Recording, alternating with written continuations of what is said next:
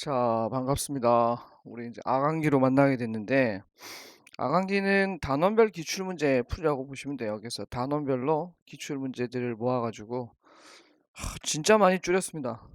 이걸 줄이고 줄여가지고, 한 달에 500제를 만들었는데, 500제를 풀려면 계산이 나오지 않아요? 한 주에 125문제씩. 한 시간에 25문제. 겁나게 빡센 지금 진도를 나가야 될 것 같아요. 400제로 줄였어야 되는데 도저히 못 줄이겠더라고. 일단 이게 첫 번째 달 교재예요. 이게 첫째 달 교재예요. 두 달 교재가 아니고 첫째 달에 이걸 다 끝내야 되고 둘째 달에는 이제 문학하고 비문학하고 어휘 약간 좀 이렇게 보태가지고 두 번째 달을 구성할 거예요. 그래서 한 달 동안 좀 바쁘게 나갈 텐데 기출 문제에 대한 중요성은 정말 뭐 강조해도 이제 지나치지 않는 거죠. 그래서 기출 문제를 사실 가지고 공부를 해야 내가 어떤 파트를 어떻게 접근할 것인가가 나오거든요. 그러니까 그런 면에서 기출 문제에 대한 분석과 준비가 철저하게 필요하다. 그다음에 기출 문제를 그냥 단순히 이제 풀어보는 것만으로도 이제 이 도움이 됩니다만 외우시는 분들이 있어요. 이제 시험 오래 치신 분들은 문제만 봐도 이거 답이 몇 번이야 이렇게 아시는 분들이 그런 식의 공부보다는 이제 문제를 다 쪼갰을 때 선택지로 다 나누었을 때 그거 하나하나를 분석할 수 있어야 되겠죠. 그래서 이제 우리가 2주차부터는 바쁘지만 이제 오전에 시험을 칠 거예요. 9시 오시면 기존에 지난주 그러니까 요번 주에 배웠던 걸 아침에 테스트로 기출을 재구성을 할 겁니다. 그러니까 선지를 이제 합쳐가지고 문제를 재구성을 할 거예요. 그래서 그러니까 공부를 얼마큼 했느냐는 기출 재구성을 한 걸 얼마나 잘 맞히느냐와 관련이 되겠죠. 문제를 그냥 통째로 암기하는 게 아니라 이제 선택지 하나하나에 대한 분석이 필요하니까요. 그래서 이제 다음 주부터는 오전에 오시면 이제 시험이 먼저 준비돼 있다. 시간이 굉장히 없어요. 근데 이제 풀이할 시간은 없을 것 같아요. 그것까지 가면 한 시간이 날아가기 때문에 오늘 이제 진도 나가는 걸 보면 알겠지만 사실 쉽지는 않을 거예요. 그래서 쉽지 않다. 그래서 일단 음, 시험 친 거 중에서 뭐 오답률이 가장 높은 문제, 오답률이 가장 높은 문제나 그다음에 이제 질문이 뭐 한두 문제 정도는 받을 수 있을 것 같아요. 근데 사실 이제 요번 주 한 거에 대한 선택지를 새로 문제가 아니라 그걸 분석한 거기 때문에 될 수 있으면 이제 진도를 위해서 해설은 조금 안 하는 방식으로 갈 것 같아요. 한두 문제 정도? 오답률이 가장 높았던 문제, 최상위 한 두세 문제 정도를 풀고 갈 것 같고요. 그 다음에 문제는 여러분 지금 말씀을 드렸잖아요. 한 주에 125문제씩 미리 풀어 오시는 게 좋죠. 따라가는 것도 나쁘지 않은데 미리 풀어보고 저랑 맞춰보는 것도 나쁘지 않다. 그래서 힘드시겠습니다만 오늘도 쉬는 시간마다 미리미리 문제를 조금씩 풀어보시는 것도 괜찮겠어요. 그래서 쉬는 시간을 한 15분 정도 드릴 테니까 오늘은 그래서 화장실 빨리 갔다 오시고 아니면 화장실 먼저 가지 말고 문제 먼저 풀다가 이제 눈치 보고 화장실 갔다 왔다 싶으면 이제 가시든가 뭐 하여튼 선택은 알아서 하시되 시간을 충분히 잘 활용하셔가지고 오늘은 미리미리 문제를 읽어보시는 게 좋을 것 같습니다. 자, 이제 첫 페이지부터 펴볼까요?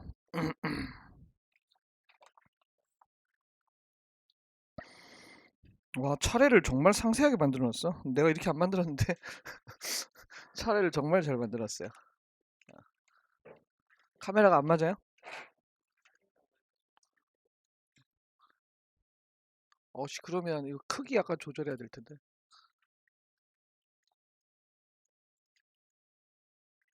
크기가 요거에 맞춰야 돼. 나 내렸는데 이 정도는. 지금 이 정도 괜찮아? 보이나?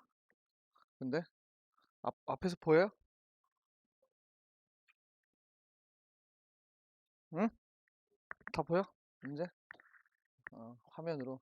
아, TV 화면이 있었구나. TV 화면 딱 맞는 것 같다. 감사합니다. 요새 노안이 와가지고 저 클래스 작은 글씨가 안 보여가지고 처음에는 노안이 아닌 줄 알았어. 이거 뭐지? 왜 안 보이지? 했더만 친구들이 다 노안이라고 그러더라고. 슬퍼요. 저 노안이 오면 근시가 해결될 줄 알았어요. 이게 가까이 있는 게 안 보이고 먼 게 있는 게 저절로 이게 조절될 줄 알았더만 근시는 근시고 또 노안은 또 노안이라더라고. 더 슬퍼. 씨. 아무것도 안 보인다는 거 아니야 이제. 가까운 것도 안 보이고 먼 것도 안 보이고. 아 슬픕니다. 자, 이론 문법부터 이제 정리를 하면서 나갈 건데 앞부분은 엄청 중요한 게 별로 없잖아요. 그쵸? 그래서 중요한 걸 빨리 착착착 정리하면서 나갈 거니까. 음.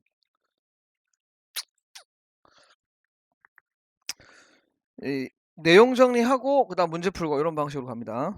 자, 첫 번째 이제 언어의 특성 보죠. 기호성은 언어는 기호로 되어 있다. 음성이라는 기호로 되어 있고 의미라는 내용으로 되어 있다. 그것이 담고 있는 내용이 되어 있다. 한마디로 언어는 음성이라는 기호로 되어 있다. 이게 기호성이고 사회성은 제일 중요한 두 가지 포인트죠. 사회적인 약속인데 어기면 의사소통이 불가능하다. 이 두 가지를 꼭 기억하셔야 되고 자의성이라는 것은 첫 번째 문장이 되게 중요하죠. 음성과 의미의 관계가 필연적이지 않고 임의적, 자의적, 관습적인 관계다. 그러니까 서로의 만남은 랜덤이었다. 뽑기식으로 된 것이다. 이런 내용. 오씨, 깜짝 놀랐네. 자, 그래서 근거가 언어마다 방언마다 대상을 표현하는 말소리가 다르다는 거. 동음어와 동음. 요거는 이제 근거까지도 조금 보실 필요가 있고요. 이 의성어, 의태어는 상대적으로 약합니다. 자의성이. 칸 언어 내에서 의성어, 의태어는 좀 약하다. 요건 지금 따로 기록이 되어 있지는 않습니다. 의성어, 의태어는 자의성이 근거로 좀 부족하다. 이런 내용 추가시키시고 역사성은 두 가지. 시간의 흐름에 따라서 변한다. 변한다. 시간의 흐름. 변한다. 변한다는 뜻은 새로운 대상이 생겨나면 말이 생겨나고 뜻이 변하기도 하고 그리고 사라지기도 한다. 이런 내용. 분절성은 언어 자체가 갖고 있는 분절성, 단어와 단어 사이가 나누어지고 큰 문법 단위가 작은 문법 단위로 나누어 쪼개어지는 특성. 그 예로는 두 번째는 그다음 물리적으로 연속되어 있는 실체를 표현만 끊어서 표현하는 거. 맞아요. 존재 방식이 연속이어야 돼요. 아파트 동은 안 된다고 했어요. 원래부터 101동, 102동, 103동 원래부터 나뉘어져 있기 때문에 그런 건 안 되고 연속되어 있는 물의 흐름이라든지 상류, 중류, 하류, 시간, 과거, 현재, 미래, 계절, 봄, 여름, 가을, 겨울 등 쭉 이어져 있는 내용을 끊어서 표현하는 것이 분절성이다. 창조성, 요새 창조성이 시험에 정말 많이 나와요. 창조성을 별표 하나 쳐볼까요? 시험에 좀 많이 나옵니다. 창조성이 요즘 들어서. 옛날에는 자의성이었거든요. 옛날에는 거의 모르면 자의성 찍으면 답이었어요. 근데 이제는 그렇지 않아. 이제 창조성도 상당히 많은 부분을 차지합니다. 첫 번째 얘기는 인간은 무한수의 문장과 무한 길이의 문장을 만들 수 있다. 그래서 사람이 문장을 하나 배우면 나는 밥을 먹었다. 그 단어 대신에 그 단어를 바꾸면서 문장을 끊임없이 만들 수 있죠. 철수는 밥을 먹었다. 영희는 밥을 먹었다. 뭐 누구는 밥을 먹었다. 이렇게 바꿀 수 있고 밥을 대신에 과자를 먹었다. 우유를 먹었다. 이렇게 수없이 문장을 만들어낼 수 있다. 이게 이제 창조성입니다. 창조성은 개방성이라서 열려 있다는 뜻이고요. 그리고 무한 길이의 문장 원하면 우리 원숭이 엉덩이는 빠르게 노래를 끝내지 않을 수 있죠. 끝까지 갈 수 있어요. 무한 길이의 문장을 만들 수 있어. 이게 첫 번째예요. 창조성은 첫 번째가 문장에 대한 이야기고 두 번째가 이제 단어 개념인데 상상 속의 산물을 만들거나 관념적이고 추상적인 대상 한마디로 실제 눈으로 보고 만질 수 없는 대상을 말로 표현해서 사용한다. 요게 이제 창조성이죠. 뭐 봉황, 용, 사랑, 우정 이런 관념적이고 추상적인 사랑, 우정 또 실제 존재하지 않는 용이나 봉황 이런 것들을 만들어 사용하는 것이 창조성입니다. 창조성 두 가지입니다. 무한 길이의 문장, 무한 수의 문장 그리고 상상 속의 산물과 관념적 추상적 대상을 만들어 사용한다. 이게 창조성이고요. 추상성은 구체적이고 개별적인 대상으로 우리가 의사소통하는 게 아니라 우리는 개념으로 의사소통을 한다. 여기서 이제 개념이 상위어에 해당하는 거죠. 실제 존재하지 않는. 나는 과일을 좋아해. 과일은 존재하지 않는 말이다. 과일은 개념이다. 사과와 귤과 뭐 멜론과 이런 단어, 이런 개체들이 갖는 공통적인 속성을 가진 개념. 이게 이제 어, 과일이라는 상위어다. 이제 하위어를 그래서 상위어로 표현하는 것이 언어의 추상성이 되겠습니다. 여기까지 이제 언어의 기능이었고요.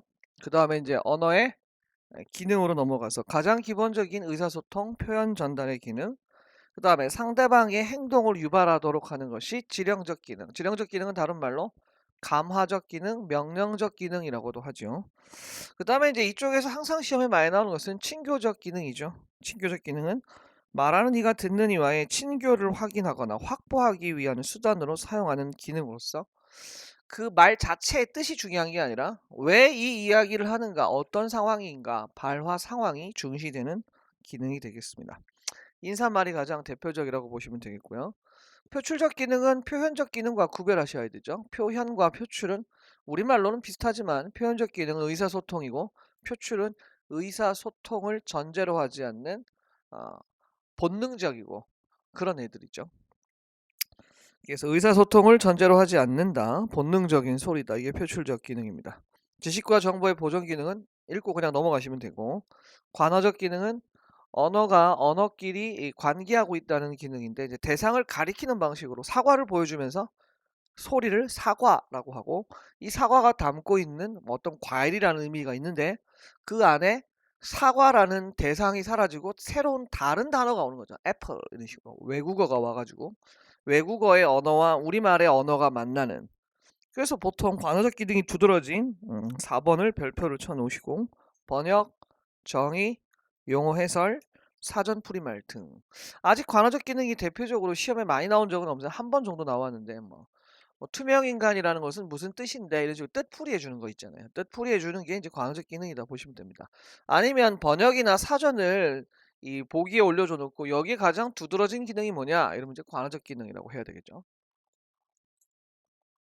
그 다음 미적 기능은 언어가 가지는 아름다움을 추구하는 기능이다 이렇게 보시면 되고, 다른 말로 심미적 기능, 미학적 기능, 심미적 기능, 뭐 시적 기능 이런 다른 이름으로 불리죠. 아름다울 미가 들어가면 돼요. 미적, 심미적, 미학적. 그 다음에 다른 뜻이 이제 시적 기능인데 말소리가 주는 아름다움, 이미지가 불러일으키는 아름다움, 그리고 세 번째가 이제 운율이 주는 아름다움. 이 세 가지를 모두 갖고 있는. 그래서 이제 시가 이게 가장 극대화돼서 얘를 시적 기능이라고도 부릅니다.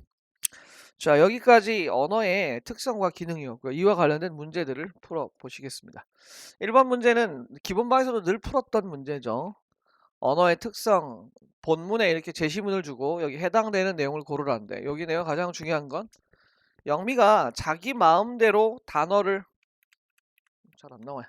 자기 마음대로 바꿔 부르기로 결심을 하죠. 그러니까 의사소통을 어기는 거죠. 자기 마음대로 약속을 어깁니다.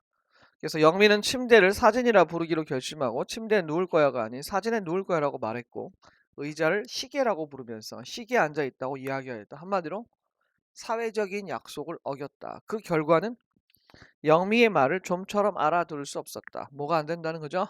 의사소통이 안 된다. 정답은 언어의 사회성이죠. 의사소통, 사회적 약속, 의사소통. 정답 2번입니다.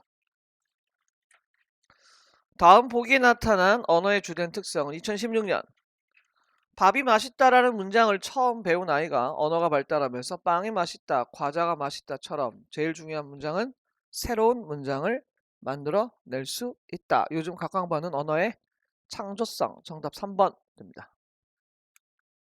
3번 다음 중 언어의 추상성을 설명하기에 적절한 문장은 1번 사과, 감, 바나나, 하위어를 상위어인 과일로 부른다. 이거죠.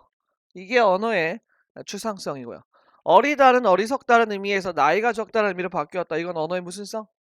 이건 역사성. 인간의 언어는 사랑, 평화 등의 추상적인 관념까지 요거 때문에 넘어가시면 안 된다고. 추상적인 관념, 상상 속의 산물 표현하는 건 언어의 무슨 성? 이건 창조성이야. 헷갈리시면 안 돼요. 배는 여러 가지 뜻을 가진 다이어이다. 음성과 의미의 관계가 필연적이 아니다. 언어의 자의성. 여러분 제시문을 보고서 얘가 언어의 무슨 특성인지 바로 맞히실 수 있어야 됩니다. 4번 다음에서 알 수 있는 언어 기호의 특성이 뭐냐? 언어는 문장, 단어, 형태에서 의문으로 중요한 대목은 쪼개어 나눌 수가 있다. 이게 이제 중요한 설명이죠. 쪼개어 나눌 수 있다. 그리고 여기 이제 조심할 게 이제 무한한 문장을 만들 수 있다 때문에 창조성으로 가시면 안 되고 두 번째 문장에서 보면 언어는 외부 세계를 반영할 때 있는 그대로 반영하지 않고 연속적으로 이루어져 있는 세계를 불연속적으로 끊어서 표현한다. 불연속적인 이제 같은 말이 분절적입니다. 언어의 분절성에 대한 설명이었습니다. 언어는 자체가 나누어 쪼개어지는 특성이 있고 표현해내는 분절성이 있다. 표현은 존재 방식은 연속, 표현 방식이 분절이다. 그죠? 불연속적이 분절적이란 말 같은 뜻입니다. 5번 보기에서 설명하는 말의 기능과 가장 관련이 깊은 것을 고르십시오. 같은 말이라도 그 말을 어떻게 꾸미는가에 따라서 느낌이 달라진다. 그래서 뜻이 같아도 듣기 좋은 말과 듣기 싫은 말이 있는 것이고 가능하면 조금이라도 더 멋있는 말이 필요하고 그러니까 말이 아름다움을 추구하는 기능 뭐가 들어가야 돼요? 아름다울 3번의 미학적 기능이 정답이 됩니다. 6번 다음 글의 밑줄 친 내용과 가장 관계가 깊은 언어의 기능은 많이 풀어봤죠. 이들은 서로 알고 있는 사이였는데 서로 본척만척 하는 사이였어요. 근데 갑자기 뒤로 와가지고 혼자 일하는 주인공에게 너 혼자 일하니라는 그린라이트를 날렸죠. 그런데 얘는 이걸 말귀를 못 알아듣고 그럼 혼자 하지 때로 하냐 이렇게 맞받아치면서 이 둘의 갈등이 시작이 되죠. 그래서 저 혼자만 일하니는 혼자 일하느냐 안 하느냐 이게 지금 중요한 질문이 아닌데 그걸 질문으로 받아쳤잖아요. 그쵸? 저게 친해지고자 하는 기능이죠. 언어의 무슨 기능? 친교적 기능. 정답이 3번이 되겠습니다. 소설 지문을 주고 물어보는 경우가 꽤 있거든요. 그럼 대부분 친교적 기능이에요. 소설 속에. 뭐 예를 들어서 장마라는 소설에서 사람들이 우리가 점쟁이의 말을 얼마나 믿고 있는가를 확인하기 위해서 삼촌이 살아온다고 점쟁이가 예언한 날 집에 마당에 다 모여요. 그래가지고 날씨 이야기부터 시작해서 우리에게 말을 걸거든요. 그 날씨 이야기가 친교적 기능인 거죠. 날씨 이야기 뭐 왜 하겠어요? 인사치레인 거죠. 그죠? 그래서 그런 거 이제 친교적 기능이 가장 많다. 이렇게 보시면 됩니다. 자, 이어서 국어의 특질과 종류로 가보겠습니다. 국어는 국가를 배경으로 하는 언어의 특수성을 가진 개별적이고 구체적인 언어이고 국어를 다른 말로 공식어, 표준어라고 합니다.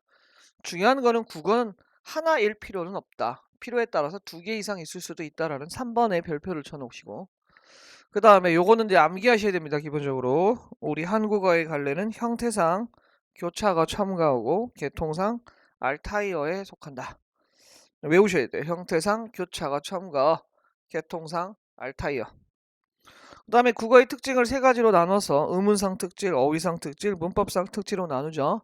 그래서 의문상 특질에서 가장 중요한 건 1번이죠. 파열음 계열이 3중 체계를 형성한다. 이게 가장 시험에 많이 나옵니다. 진짜로. 이 파열음 계열이 3중 체계를 형성한다고 할 때 파열음 계열은 뭐와 뭐를 말하는 거예요? 파열음과 파찰음을 말하는 거죠.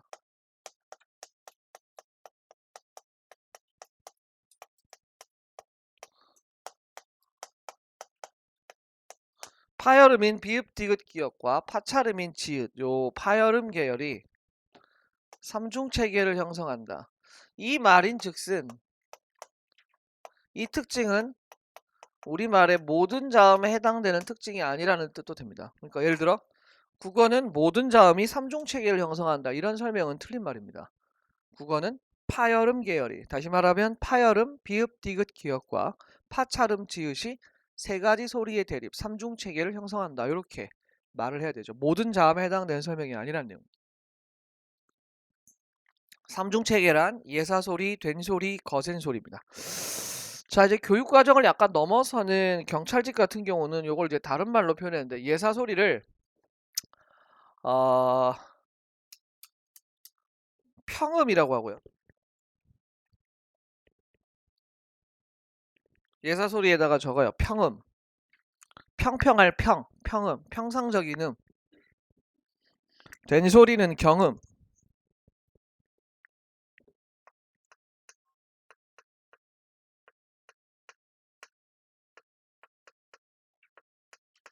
거센 소리는 격음. 또는 다른 이름이 하나 더 있는데 이걸 자꾸 시험에 내더라고.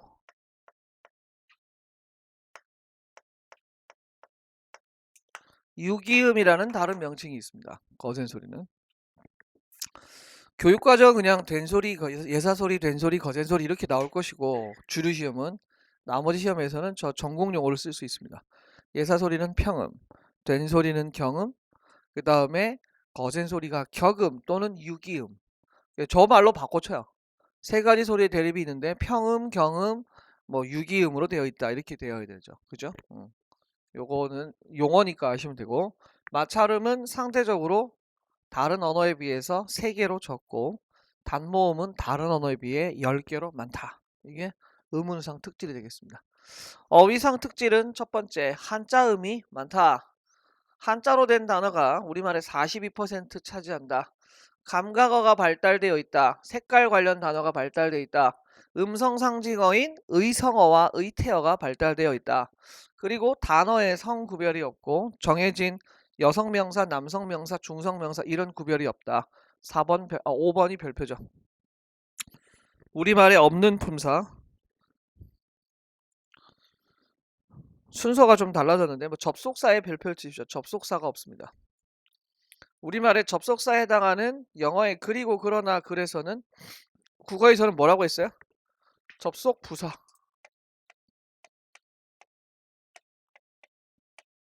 우리말에 접속사라는 품사는 없다. 접속 부사다 부사. 이렇게 하셔야 됩니다. 물론 관계대명사도 없고 관사도 없습니다.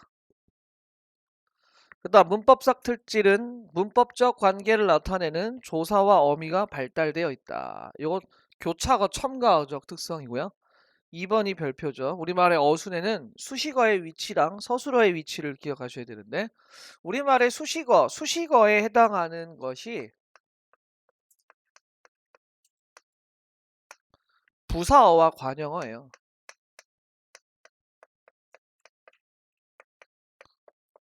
구와 절을 포함하는 거죠. 부사어와 관형어는 수식을 받는 말 앞에 위치하게 됩니다. 반드시 전치 수식만 가능하죠.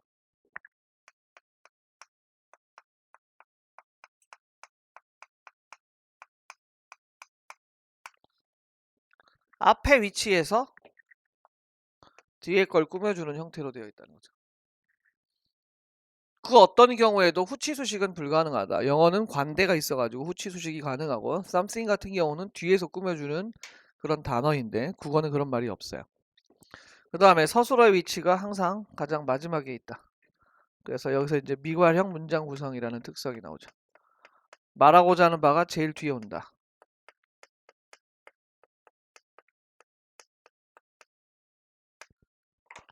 단어 형성법이 발달해서 평면적 결합이 두드러진다. 영어는 안 되는 게 국어는 되죠.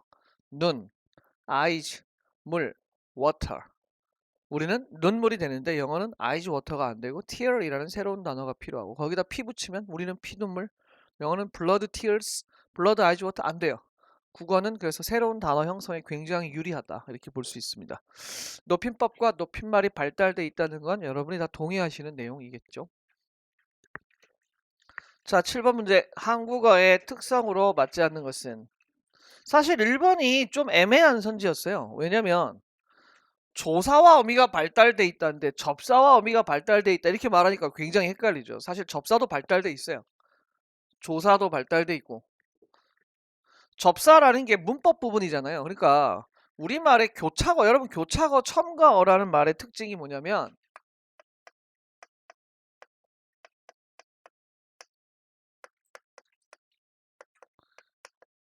이게 이제 실질적인 의미 부분에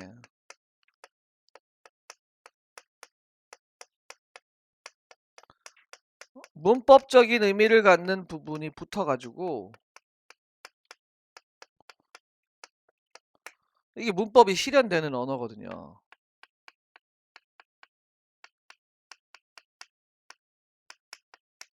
그럼 예를 들어서 체연에 조사가 붙어가지고 문장 성분이 결정이 되죠. 특히 이제 격조사죠.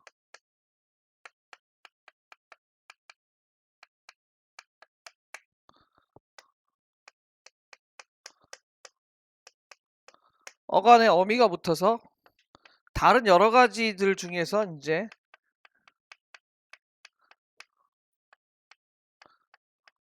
문장의 종류가 결정이 되죠.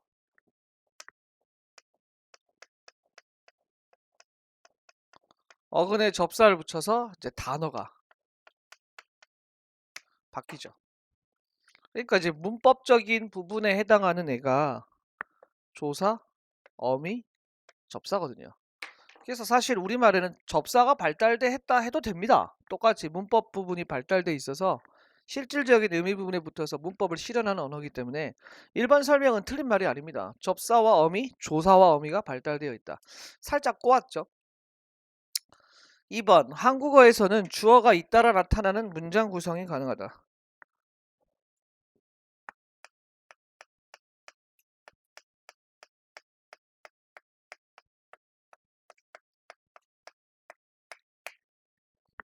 철수는 키가 크다. 이중주어문이죠. 서술절 구문이죠, 이게. 주어가 잇따라 나타나는 문장 구성이 가능하죠. 이거 말고도 절에서 이런 거 많아요. 그 다음 한국어에서 관용어는 항상 요거 수식어의 위치죠. 관용어는 항상 피수식어인 체연 앞에 온다. 요걸 이제 다른 말로 바꾸면 관용어가 수식어고 체연이 피수식어죠. 수식어는 항상 피수식어 앞에 온다. 4번 한국어의 관형사는 형용사처럼 활용한다. 이게 틀렸죠. 형용사처럼 활용하는 단어가 뭐가 있어요? 활용이라는 게 끝바꿈,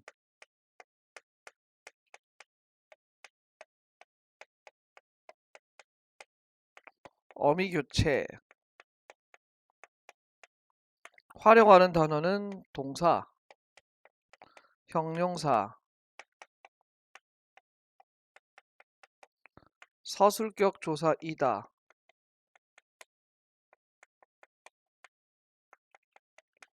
밖에 없습니다. 관형사는 활용하지 않죠. 관형사는 불변어입니다. 불변어. 끝이 바뀌지 않아요.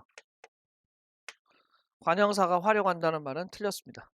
1번에서 조사와 어미를 접사로 꼬셔놓고 판단을 흐리게 만든 뒤에 4번에 가서 딱 결정을 짓는 거죠.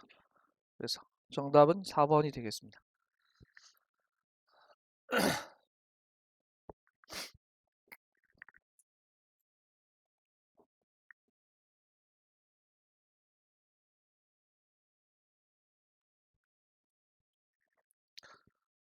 자, 그 다음에 8번 국어의 특성. 국어는 아름다운 고향과 같이 수식어가 똑같죠. 비수식어 앞에 오는 특징이 있다. 맞고요.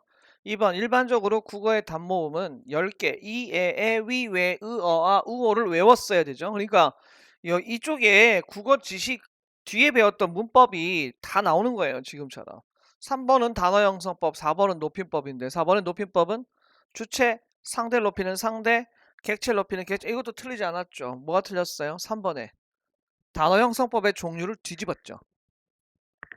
작은 집, 벗어나다 등과 같은 파생어가 아니고 합성어와 얘는 합성어였고 군소리, 날고기, 쓸데없는 소리, 익히지 않은 고기라는 이 접두사가 붙었잖아요. 등과 같은 합성어가 아니라 파생어가 많다. 그럼 지금 이제 이런 문제를 보시면 1, 2번은 일반적으로 이제 문제를 내는 건데 1번 같은 경우가 가장 기본적인 거고 이거는 이제 그 다음에 배웠던 문법적 지식을 여기에 낼 수 있어요. 1개월 차에 기본반에서 배웠던 애들이 다 시험 문제 될 수 있다는 거예요. 여기에. 되게 어렵게 낼 수 있어요. 이 단어는. 어렵게 내면. 정말 작정하고 내면 정말 어려울 수 있어요. 근데 작정한 낸 문제가 그렇게까지 많지는 않아서 그렇지. 9번. 조사가 발달하여 어순에 따른 제약이 전혀 없다. 사실 이제 전혀 없다 이렇게 말하기는 약간 애매한 구석이 있죠. 어휘의 종류가 고유어, 한자, 외래어로 구분되며 친족어와 의성의태어가 발달돼 있죠. 친족관계 단어는 우리말이 높임말이 발달돼 있으니까 당연한 것이고, 의성의태어는 아까 음성상징어라고 했죠. 음성상징어가 발달되어 있습니다. 자음 중에서 파열음이 예사소리, 된소리, 거센소리의 사망대리론 삼중체계를 형성하는 게 파열음 맞죠? 파열음과 파찰음이니까 이것도 맞죠. 공손성을 표현하는 다양한 수단이 발달되어 있다. 네, 높임법이 발달되어 있다 이 말입니다. 맞죠? 여러분, 어순에 따른 제약이 항상 저런 말 전혀 없을 수는 없지 않나요? 우리말에 어순의 제약은 어느 정도 있죠. 그래서 조사가 발달되긴 했으나 어순이 예를 들어 주어와 목적어 바뀌는 정도 괜찮고 부사어가 좀 자유롭죠. 그런데 관형어의 위치는 항상 왜 앞에만 따고 해야 돼요? 바로 앞에. 꾸미를 받는 관형어의 위치가 좀 자유롭지 못하고요. 서술어의 위치도 자유롭지 못하죠. 물론 도치된 문장이 있긴 있습니다만 그 수식어의 위치가 자유롭지 못하고 전혀 없다 이렇게 하시면 안 돼요. 제약이 있긴 있습니다. 없다고 보기는 어렵다. 자, 그 다음 훈민정음입니다. 훈민정음을 저는 이제 국어 지식으로 넣었어요. 중세국어로 놓지 않고. 근데 이제 문제가 약간 넘어서는 문제들이 한 문제씩 있긴 있죠. 훈민정음은 문자 이름인 동시에 책의 이름이다. 책일 때는 새로운 문자 체계에 대한 해설서다. 목판본으로 간행이 됐고요. 유네스코 세계 기록문화유산으로 등재된 건 책으로서의 훈민정음이다. 그리고 그 책으로서의 훈민정음을 훈민정음 해례본, 줄여서 해례본이라고 한다. 이유는 해례라는 부분이 해례본에만 있기 때문이다. 나머지 예의 부분을 한글로 번역한 것이 언해본이다. 뭐야. 해례는 해례본에만 있어요. 그 다음에 오해와 일례로 되어 있는데, 그 다음 페이지에 보시면 그 11페이지 중간에 이문단에 지금 1번에 이문단 보시면 밑줄 쳐져 있는 부분 보이시나요? 해례 부분이 있기 때문에 해례본인데 해례 부분은 오해와 일례로 되어 있다. 거기 적혀 있죠. 오해는 제자해, 이게 제자 원리고요. 그 다음에 초성해, 중성해, 중성해가 각 소리의 음가입니다. 소리값이고요. 합자에는 자음과 모음을 합쳐 쓰는 방법이고, 용자래는 실제 사용 예를 다루었습니다. 그래서 거기 그 밑에 설명이 있죠. 훈민정음의 창제 원리는 제자해. 각 글자의 음가는 초성해, 중성해, 종성해. 자음과 모음 글자를 합쳐 쓰는 방법인 합자해. 실제 사용 용자래. 이게 다 해례 부분에 들어가 있고, 마지막 부분에 밑줄 치실 부분이 훈민정음에는 성조와 방점에 대한 규정도 포함이 되어 있다. 그래서 이제 언해본은 예의본, 구격본이라고 말하고, 언해본은 해례본의 일부 예의 부분을 우리말로 번역한 것이 이제 언해본이 되겠습니다. 그 위에 있는 얘기였고요. 이문단 이제 뭐 첫 번째 줄, 두 번째 줄, 세 번째 줄 요 이문단에 한 두세 번까지 정리한 것이고, 해례의 구성에 대한 설명까지도 이제 드렸습니다. 그 다음 초성의 제자 원리로 넘어갑니다. 밑에 치두음과 정치음, 중국의 치음을 우리나라가 교역을 많이 하는 나라가 중국이잖아요. 그러니까 중국의 소리를 우리말로 표기할 때 쓰는 방법이에요. 중국 발음 우리랑 다르잖아요. 우리 없는 발음 있죠. 뭐 이런 거 있거든요. 니 슈어를 뭐 이런 거 있거든요. 이런 걸 표시할 때 쓰는 글자예요. 앞에를 이렇게 길게 쓴다든지, 치두문 이게 시옷이잖아요. 치두문 이렇게 적어요. 앞에 대가리를.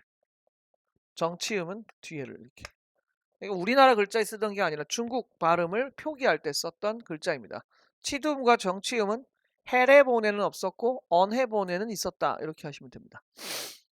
자, 이번에 초성의 제자 원리입니다. 초성의 제자 원리는 자음이죠. 초성. 자음은 기본자를 상형의 원리로 만든 뒤 가획의 원리로 소리의 세기를 나타내기 위한 가획의 원리로 9개를 만들고, 기본자 5개, 가획자 9개, 이체 원리로 이체자 3개를 만들죠.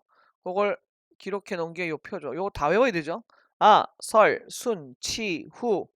기본자 그, 노, 무, 쉐, 이 이렇게 오셔야 돼요. 그, 노, 무, 쉐, 이, 아, 설, 순, 치, 후.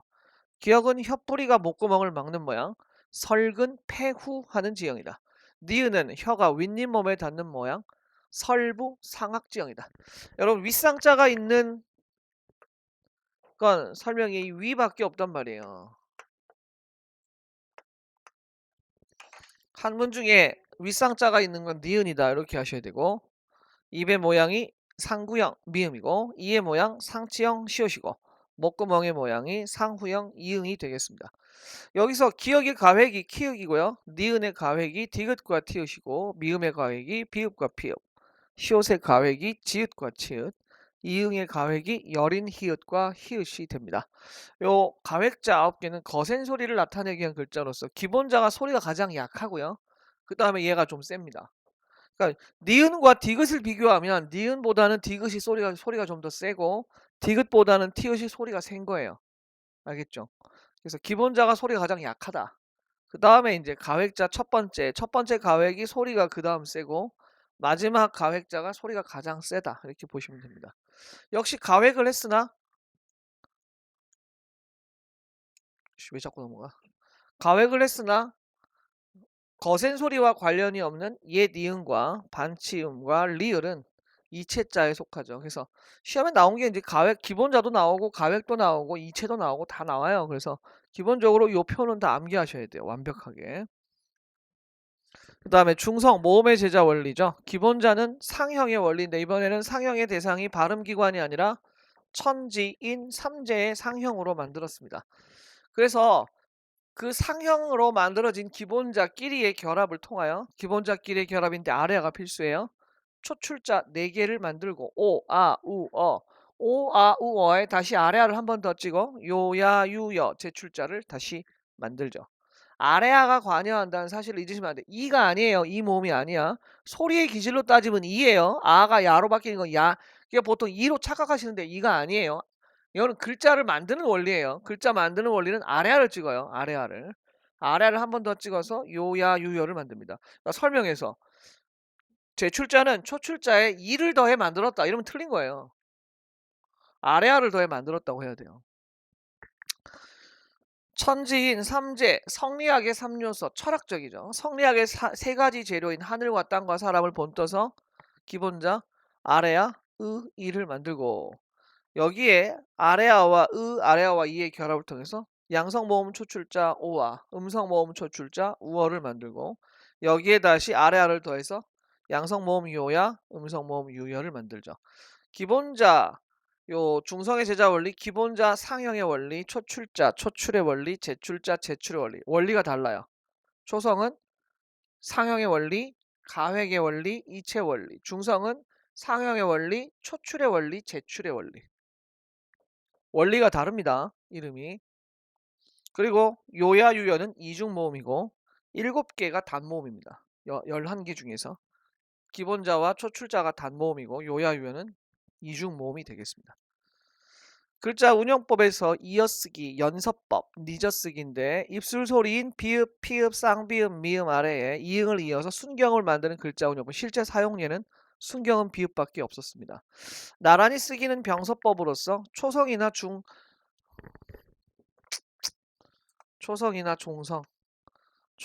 종성을 합하였을 때 옆으로 나란히 쓰라는 글자 운용법으로서 서로 다른 자음을 나란히 쓰는 합용병서와 서로 같은 자음을 나란히 쓰는 각자병서였습니다. 이거 외우셔야 돼요. 같은 자음 각자병서, 다른 자음 합용병서.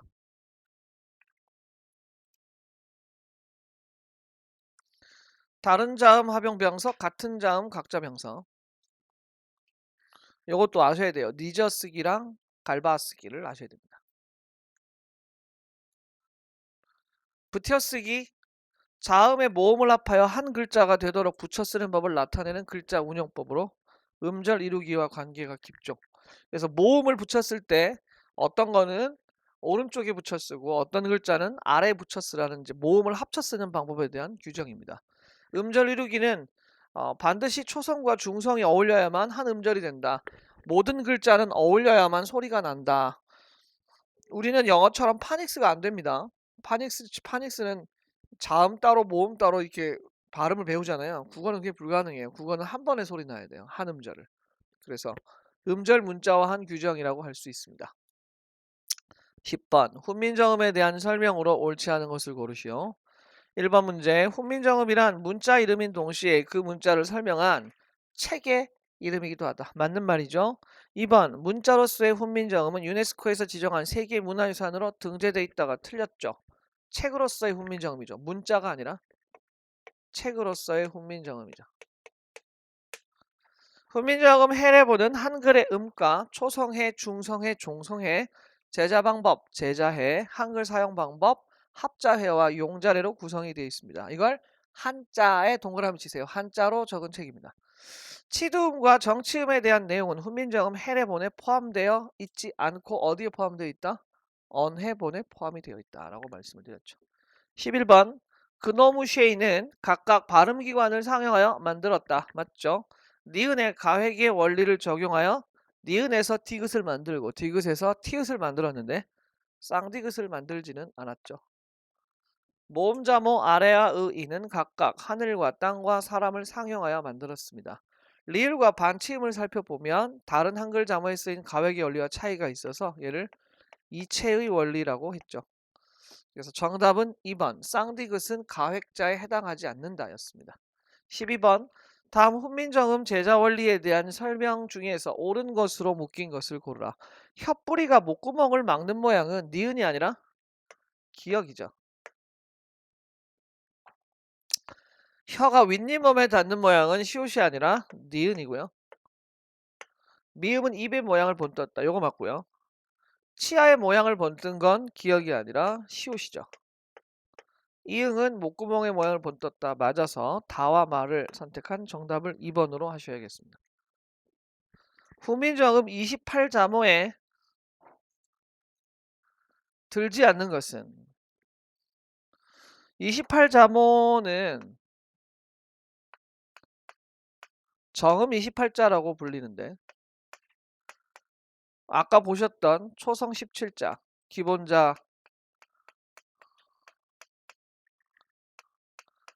기본자 5개 가획자 9개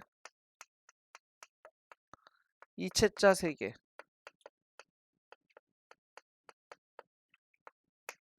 그리고 중성 11자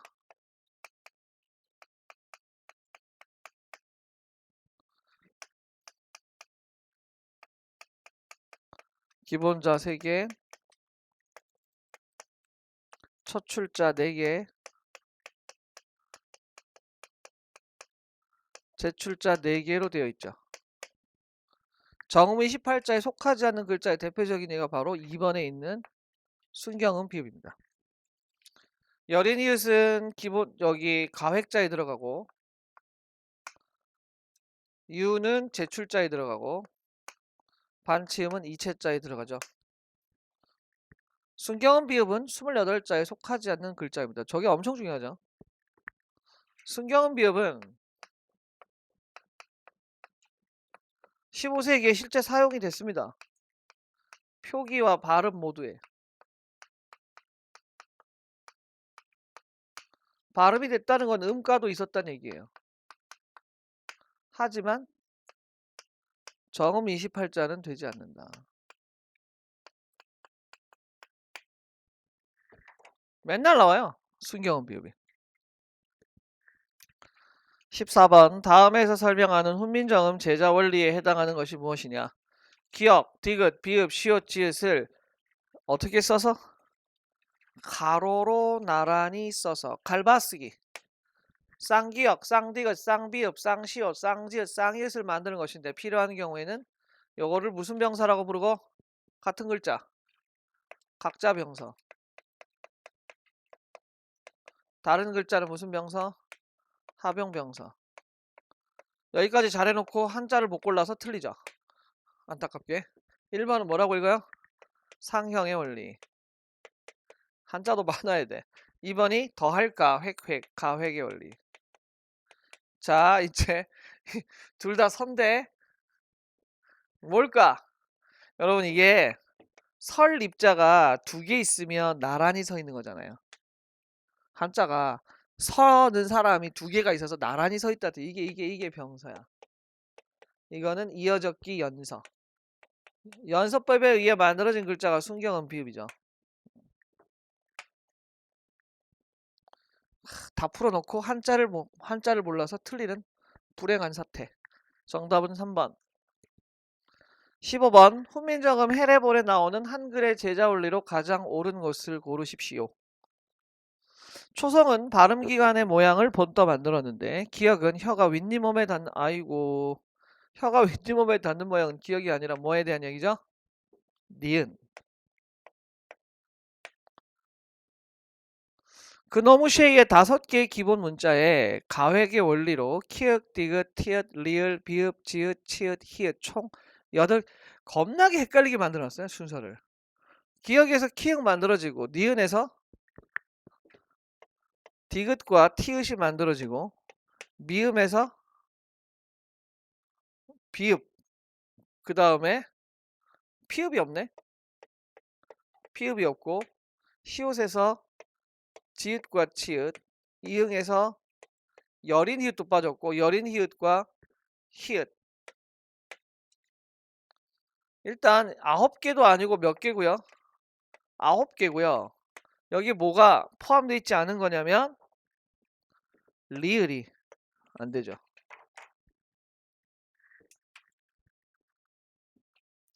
8개에서 요거 하나 빠지고 7개 그 다음에 피읍과 여린 이웃이 2개가 추가돼야 되죠. 피읍 빠져있고 여린 이웃 빠져있고 8개가 아니고 9개여야 합니다. 이런 식으로 꼬실 수 있다는 얘기죠. 가획자를 이렇게 막 뒤섞어 놔가지고 특히 리을을 가획으로 많이 꼬셔요 여러분. 왜냐면 니은에서 디귿 만들어지고 디귿에서 선 2개 끄면 리을이 만들어지지 않습니까? 가획자 같잖아요. 근데 얘가 울림소리라고 울림소리.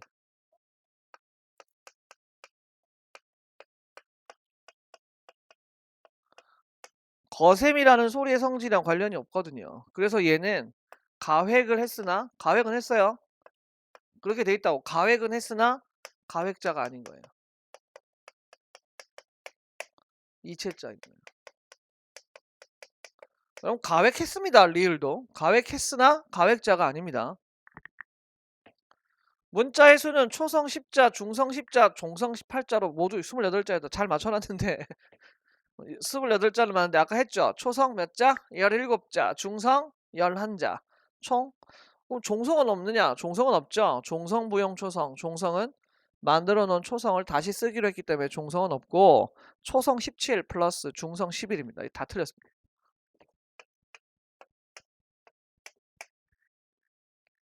연서는 이응을 이용한 것으로서 예로는 순경 비읍이 있다. 예, 여기서 맞는 건 4번밖에 없겠습니다. 정답은 4번입니다. 다양한 문제들을 지금 풀어보고 있으세요. 그래서 요렇게도 나오고 요렇게도 나오고. 그러니까 이 연서법도 알아야 되고 그걸 원어로 말한 그 늦어쓰기도 알아야 되고 그쵸? 갈바쓰기도 알아야 되고요. 16번 다음에서 설명하는 훈민정음 제자원리에 해당하는 것이 뭐냐? 중세국어에 존재했다가 사라진 글자에 여린 이웃이 있다. 이 글자는 목구멍에서 나는 소리를 적은 글자이다. 히읗을 여린 히읗이라고 부르는 것은 히읗에 비해 열이 다른 의미를 지닌다. 다시 말하면 이응에서 여린 히읗이 되고 이렇게 이게 무슨 원리예요 지금? 가획의 원리잖아요. 가획은 소리의 세기가 점점 커진다는 것과 관련이 됐죠. 소리의 세기가 점점 세진다죠. 그럼 이 설명은 소리의 세기와 관련된 걸 가획에 올리니까 정답을 이제 2번으로 가야 되겠죠. 무슨 설명인지를 알아야 됩니다. 왜 이렇게 했는지.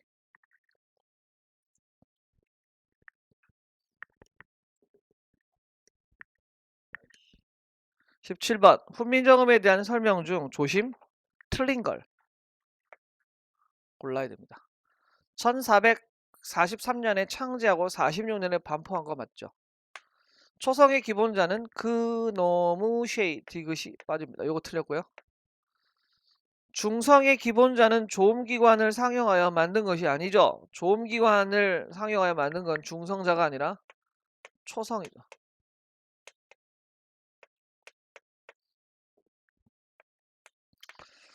종성자는 따로 창제하지 않고 초성자를 다시 사용하게 하였다. 네, 종성, 무형, 초성이라고 하죠.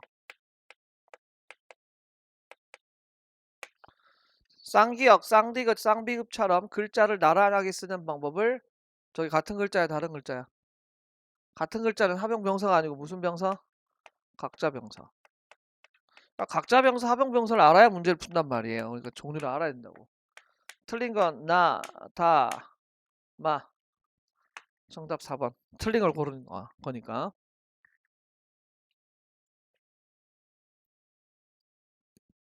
18번. 훈민정음에서 설명한 내용과 부합하지 않는 걸 고르라. 상당히 어려운 고난도의 문제입니다. 보신 적이 없으시죠? 요번에 개정판 책에는 여기 이제 나와 있어요.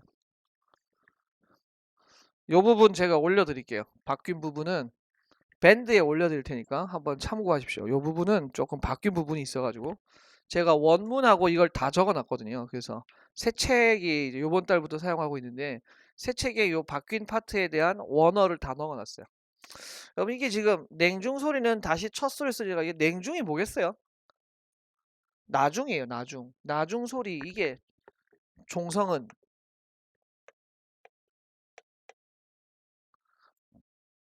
다시 초성을 쓴다. 이게 뭐야? 종성, 부용, 초성입니다.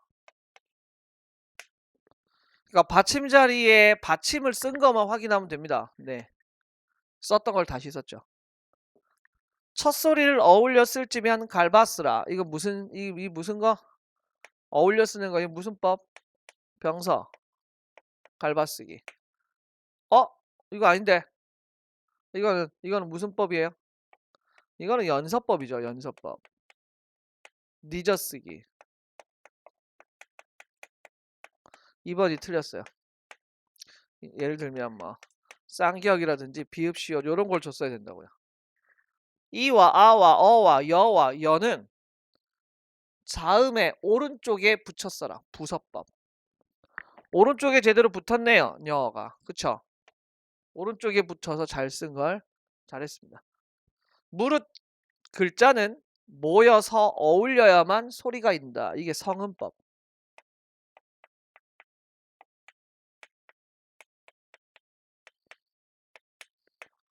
자음, 모음, 자음 합하여서 글자가 결국 하나의 소리랑 똑같으니까 글자 하나 적어주면 됩니다. 똑같이. 그래서 틀린 게 2번이다. 결국 여기서 승부가 날 거예요. 연서, 병서에서 승부가 날 확률이 굉장히 높다. 이렇게 보시면 됩니다. 19번 다음 보기에서 설명하는 중세국어의 적절한 예를 고르라.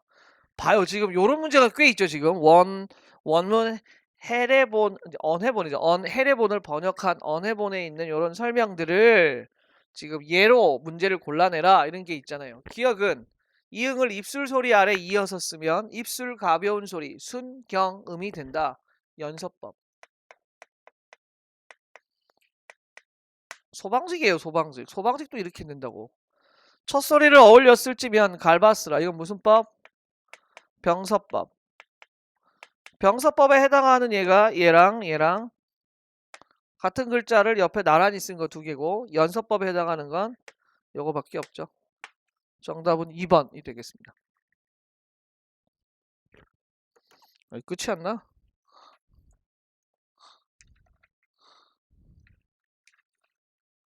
21번까지만 풀겠습니다. 20번 기억에 나타난 한글 창제 정식이 뭐냐? 자, 요거는 고등학교 교육과정에서 보통 나오는 거라 훈민정음 언해본 본문을 주는 거죠. 여기 우리나라의 말이 중국과 다르다. 이게 자주정신.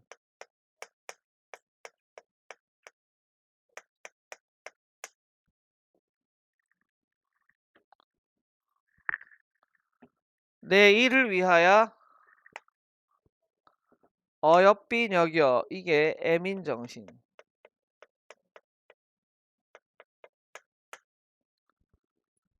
새로 28자를 맹가노니 요게 창조정신.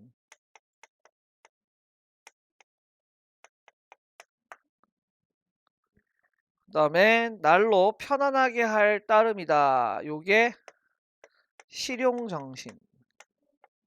사용하기에 편하게 한다. 그래서 이제 기억에 해당하는 부분은 실용정신이 되는데 나머지 정신들도 아셔야 되겠습니다. 어느 부분이 무슨 정신인가 이런 거. 우리나라의 말이 중국과 다르다는 인식, 자주정신. 내가 이것을 불쌍하게 여겼다, 애민정신. 있던 글자를 사용하지 않고 새로 글자를 만들었다, 창조정신. 사람들로 하여금 날로 쓰기에 편안하게 만들었다, 실용정신. 요 네 개가 훈민정음 창제정신 네 가지입니다. 요거 기억을 잘 하시고 요 정도는 이제 나올 수 있는 여지가 좀 있다 이렇게 보시면 됩니다. 그리고 이제 마지막 문제가 훈민정음 언해본 본문과 해례본과의 연결입니다. 해례본은 한문본이고 언해본은 이 한글로 풀이한 본이잖아요. 그래서 이제 나라의 말이 중국과 달라서 문자와 서로 뭐하지 아니하므로 통하지 아니하므로 여기에 해당하는 한자가 이 동자가 아니라 교통할 때 통할 통자를 써야 됩니다. 이거 놔두고 갈 테니까 나중에 적으세요. 이런 전차로 어린 백성이 이게 어리석은데 이게 어릴 유자예요. 유치원 할 때 어릴 유자가 아니라 어리석다는 뜻이니까 어리석을 우자 마음신변에 이 어리석을 우자를 써야 되고요. 그 다음에 못할 놈이 하니라 이게 많다는 뜻이죠. 이게 위하다가 이게 위할 위 행위를 하다에 위할 위고 이게 아니라 많을 다를 써야 돼요. 많다다. 그리고 어여삐 여겨 요게 민망할 민입니다.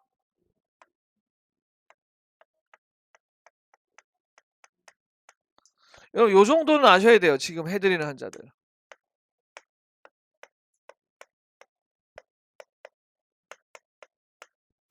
민망할 민. 5번. 원래 이게 진짜 잘 나오죠. 쓰다가 우리말에 두 가지가 있어요. 사용하다는 뜻과 글씨를 쓰다가 있는데 얘는 글씨 쓸 서자예요. 근데 아까 뭐 하기에 편하게 하고자 한다고? 사용하기에 편하고자 하고 그래서 글씨 쓸 서가 아니라 쓸 용자를 써야 된다. 그래서 얘네들에 대한 한자 정도는 아실 필요가 있다. 이렇게 말씀을 드릴 수가 있겠습니다. 시간을 좀 오버했습니다만 여기까지 해서 훈민정음까지 일단 끝을 냈습니다. 21번까지 풀었고요. 와, 시간 많이 갔다. 15분을 드릴 테니까 문제를 한 20문제 정도 미리 화장실 갔다가 40번 정도까지 40번은 몇 페이지까지야? 43번 정도까지 합성어, 파생어 앞에까지 미리 풀어 놓으시기 바랍니다. 한 타임 쉬고 다음 시간 의문부터 다시 시작하도록 하겠습니다.